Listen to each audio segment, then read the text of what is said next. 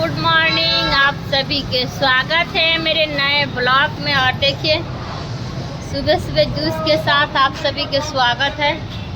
और मैं यहाँ बैठी हूँ आराम से निश्चिंत। और स्कूल को बच्चों को मैंने स्कूल से ले आकर छोड़ दी। और हेलो दोस्तों, देखिए आज का ब्लॉग स्टार्ट हो रहा है ये सुनसान पार्क से। जैसे ये सुनसान पार्क आप लोग को दिख रहा है ना ऐसे ही मेरी जिंदगी में भी सुनसान चीजें हो गई है। क्या करें, जीना तो है ही है। ऐसे ऐसे चीजें मेरे साथ होती है दोस्तों कि मैं समझ नहीं पाती हूँ कि मेरी गलती है या मेरे कर्म का खुद का साजा है कि मेरे भगवान परीक्षा ले रहे हैं कि इंसान हमें मेंटली डिस्टर्ब जानबूझ के करना चाहता है। मैं ये सब चीज़ें समझ नहीं पाती हूँ। इसीलिए मैं जब भी डिस्टर्ब होती हूँ, ज़्यादा दिक्कतें होता है, तो मैं यहीं आके बैठती हूँ। सुनसान जगह है और शांति मिलता है यहाँ पे, क्योंकि गाड़ी की दिक्कतें फिर बहुत सारी दिक्कतें होती है। तो इस वजह से मैं यहाँ बैठती हूँ। पहले मैं थोड़ी सी अच्छे से बैठ जाऊँ। देखिए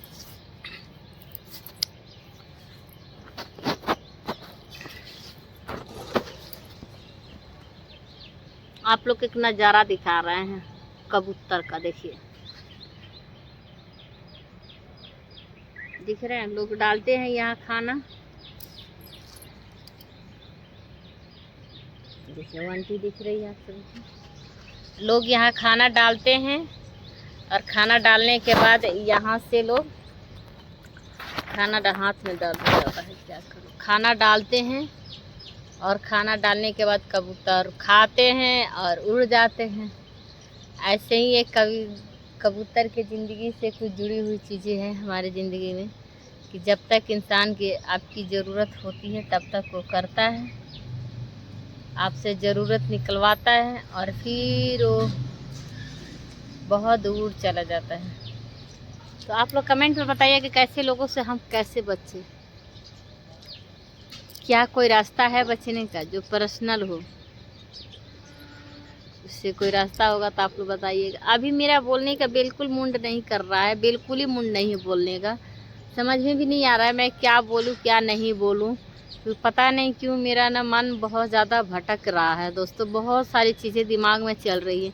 मैं रात में सोई हूँ, ऐसा ऐसा सपना देखी हूँ, मतलब अच्छा तो नहीं कहूँगी, मैं इतना गंदा गंदा सपना देखी हूँ। भगवान जाने क्या संकेत है।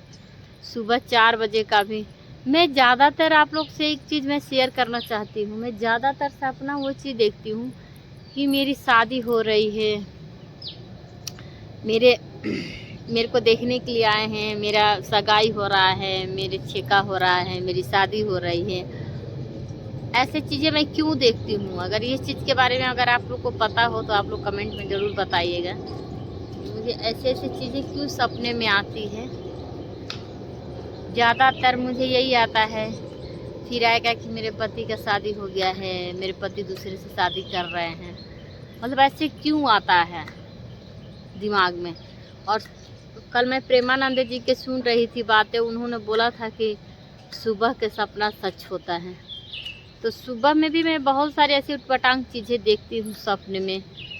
तो मुझे समझ नहीं पाती हूँ कि मतलब मेरे को ज़्यादा यही आता है सपना कि मेरा शादी हो रहा है, मेरा देखा देखी हो रहा है और मैं शादी करना नहीं चाहती हूँ। ये भी देखती हूँ कि मेरे खुद का पति है और ये भी कुछ नहीं बोल रहे हैं और मैं खुद शादी करना नहीं चाहती हूँ। ये सब चीज़ें जब होता है ना मेरे साथ, तो मैं बहुत ज़्यादा भटक जाती हूँ अपने जीवन में। ऐसा लगता है मतलब ये मेरे साथ क्यों हो रहा है, किस लिए हो रहा है। ये बड़ा विलंबना है, इसको हम कैसे ठीक करें कुछ समझ में नहीं आ रहा है। और ठीक में भी क्या करें दोस्तों, बताइए। सपने के बाद को आदमी ज़्यादा ध्यान नहीं देता है, लेकिन जो चीज़ें मतलब इतना ऐसा सपने में आता है ना कि डर लगता है। और अभी आप लोग को बता दूं मैं कि एकदम जैसे ही ये सुनसान पेड़ दिख रहा है ना, सुनसान पार्क आप सभी को देखिए, ऐसे ही सुनसान मेरे जीवन में हो गया है। ये भी ज़रूरी है कभी कभी ये टाइम आना भी। मैं ये जब ये टाइम आता है ना, ये टाइम से मैं बहुत अपने आप को मजबूत कर ली हूँ।